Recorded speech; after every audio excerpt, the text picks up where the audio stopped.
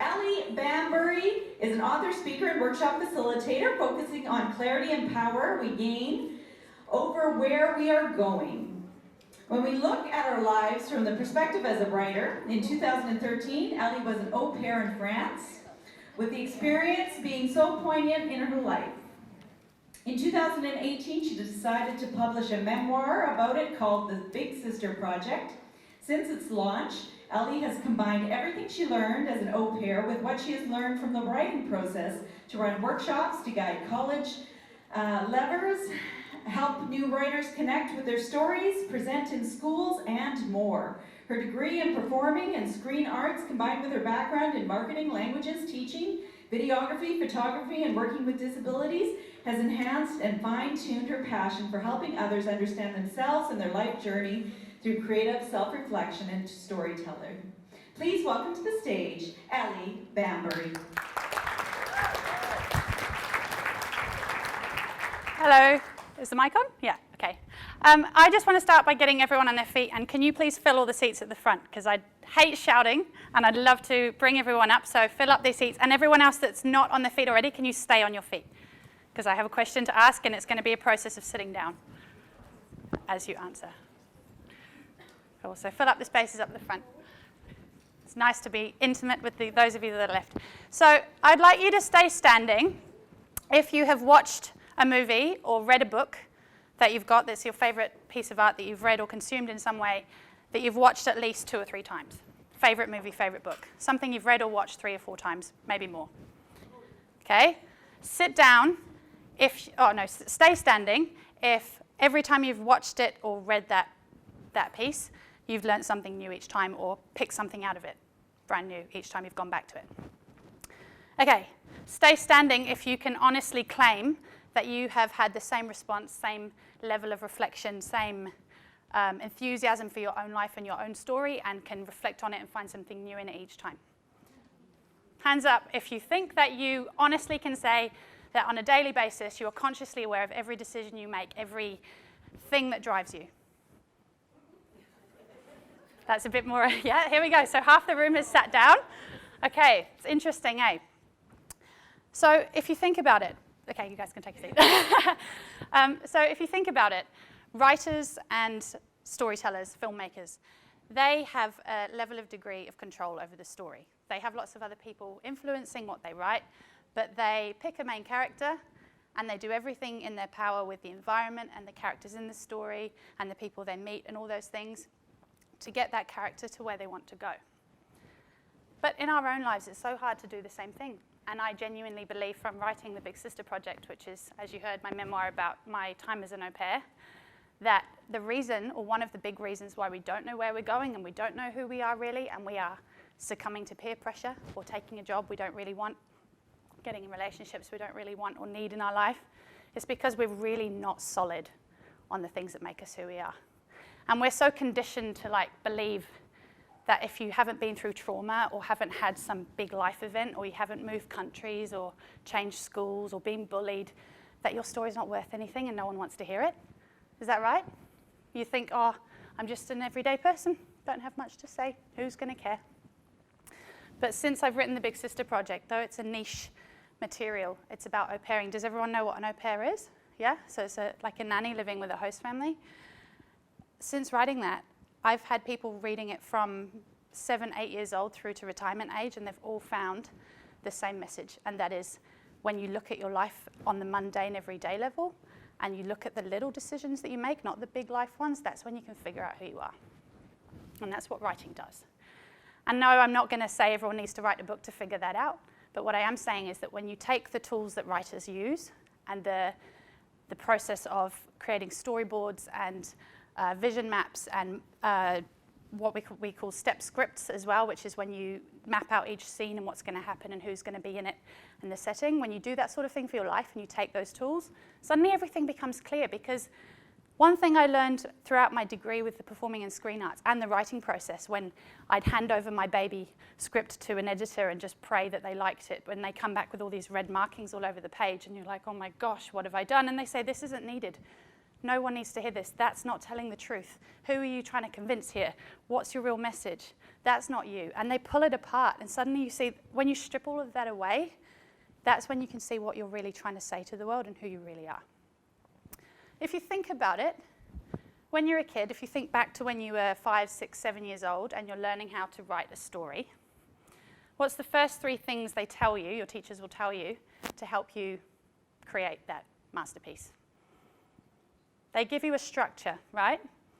They give you the beginning, the middle, and the end. 3 things.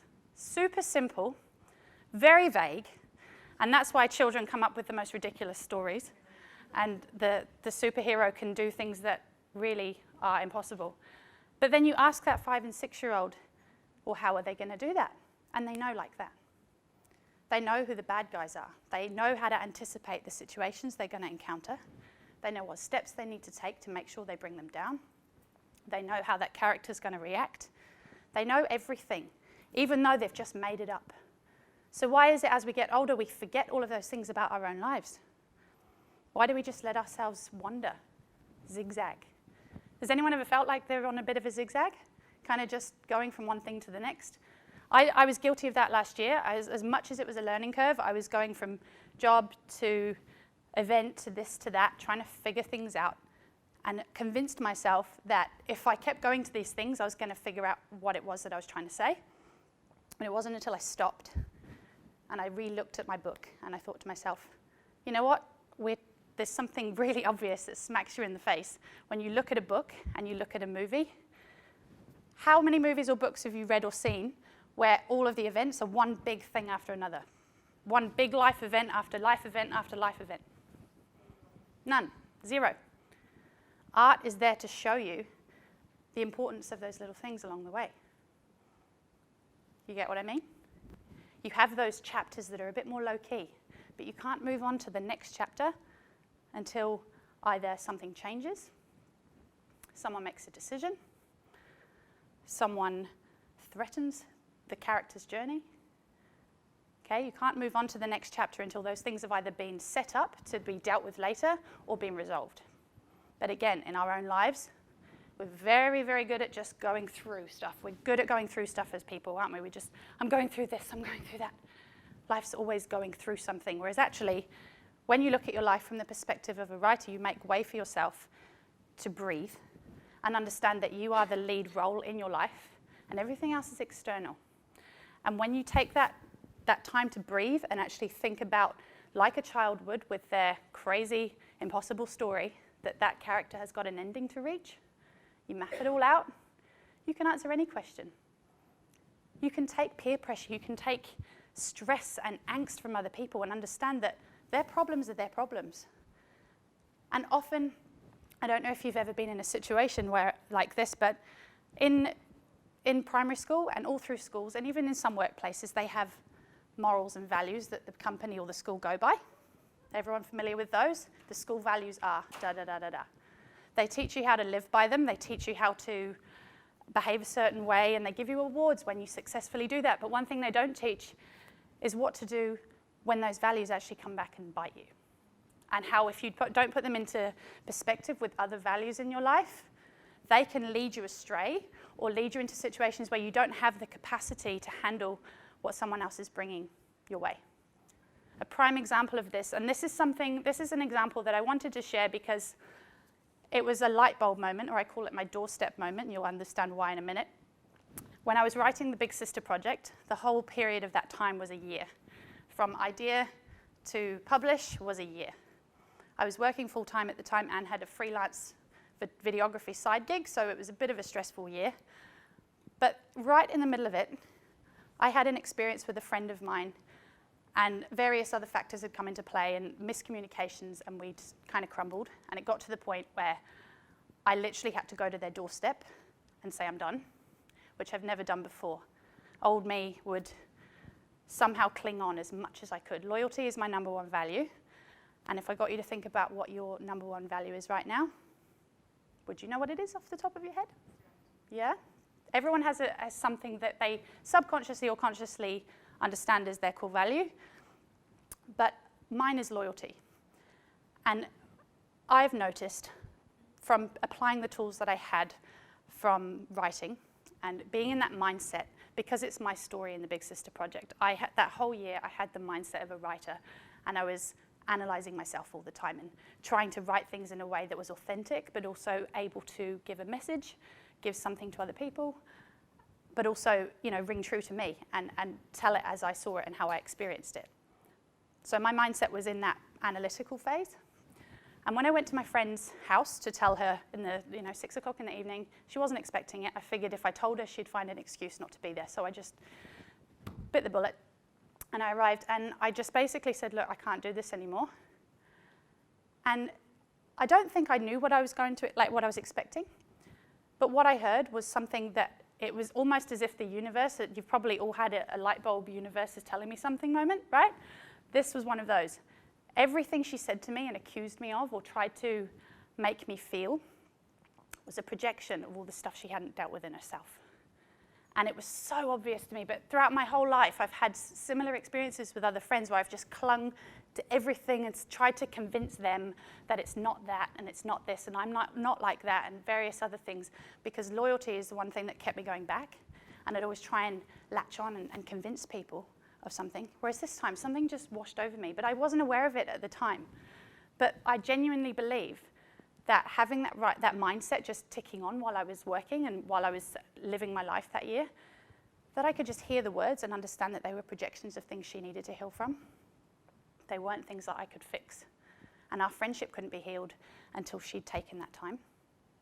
We're conditioned to believe that we always have to please someone else. We always have to please the boss or the teachers or our friends. We're always so good at following other people. It's a follow me world. Everyone has something they want to say, and our voices get lost in the noise. But when you take that time to understand that you are on your journey and there are other characters living their story too, they might weave in and out of your story.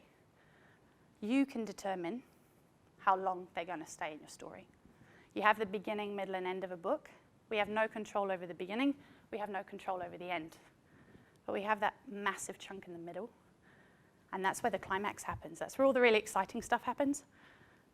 But that's also where the little everyday things happen.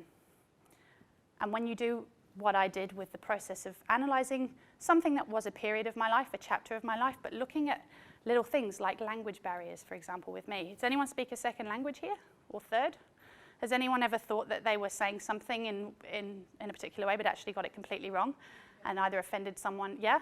So there's a lot about that with language. Sometimes you'll be in a situation where, for example, in the Big Sister Project, I have examples of when I was looking after a 6-year-old boy who spoke no English, and I struggled to communicate with him despite having high school French. Anyone else knows that high school language does not really prepare you for that sort of stuff. But there's so many examples of, and this is something I want to discuss, is that you put barriers up when you make mistakes, right? It's not always a conscious thing. But with him, every time I didn't understand something he was saying, or every time I made a mistake or floundered, or my host parents thought something had gone wrong, a little brick was going up each time, and that shut me down. But I wasn't aware of it. I just kept going by because it was comfort zone. But then one day, I sat there and I was in tears on my bed, and I thought to myself, I need to change something because I'm here to have a good time. And I was having a good time, but the language thing was really getting to me. And I thought to myself, what is it that's holding me back here? What is it that's blocking me? And it wasn't the fact that I didn't know how to speak. It was the fact that in those moments of not being able to speak, I wasn't looking at the bigger picture. I wasn't looking at the learning journey that was going on. I was just beating myself up all the time. And that's what writing, and that's what the arts, and that's what crafting your story through those formats does. When you sit there and you look at them just a little bit differently. It's like with a camera, you can frame stuff and you can decide which friend you want to cut out of the selfie. You can decide which picture you want to put in the frame. It's the same deal. So that's what I'm trying to say really here, is that you can be on the most intense journey of your life. You can have lots of pressures and lots of influences and not know right from left. But that's when you have to pause and take those tools, spend a bit of time understanding your main character. Because you are the main character in your life. There is no two ways about it. But if you allow your morals and your values to drive you so hard in one direction that actually it's hurting you or bringing in things or repeating situations, or you keep coming across the same kind of people, perhaps you always end up being the bad guy, or you always end up being the one in an argument at work or the peacekeeper. We've all got those roles that we fall into and we keep falling into. But when you stop and understand everyone else's individual journeys and say that's their journey, not mine, you have that clarity, you have that absolute, complete clarity on who you are, you can do anything. You can create the ending that you want to create and make those moments happen. Thank you. Thank you, Ellie.